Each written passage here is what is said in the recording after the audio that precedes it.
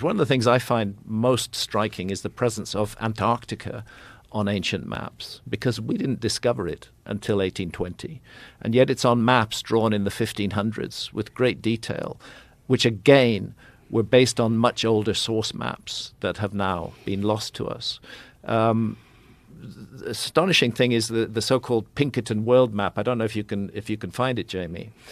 Drawn, I think, in 1813 or 1818, based on the latest exploration data at that time. And where Antarctica is, yeah, that one, keep going right, that one. That one you've got up at the top there. Yeah, just trying to find a bigger one. It just shows a hole where Antarctica is. Because it was an honest map. Nobody had found it by then. But if you go back to, for example, the Wolsey-Muller world map drawn in 1530 or thereabouts, you find Antarctica is present. If you can find Wolsey-Muller world map, it would be worth taking a look at. Orontius Phineus. Go for Orontius. Oronteus. Phineus. Finnaeus.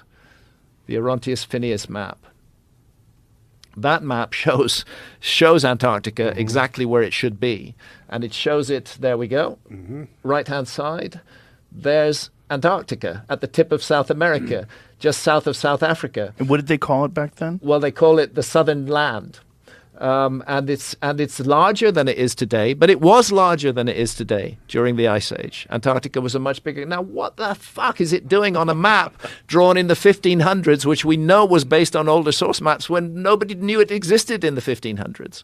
To me, the obvious answer is we are dealing with the fingerprints of a lost civilization that mapped the world and that left evidence of that mapping, which ancient map makers found and used and incorporated into their maps. These maps can be very confusing because they were trying to mix exploration data from their own period with data from the older maps. But when you look at these maps in depth, they're very, very intriguing.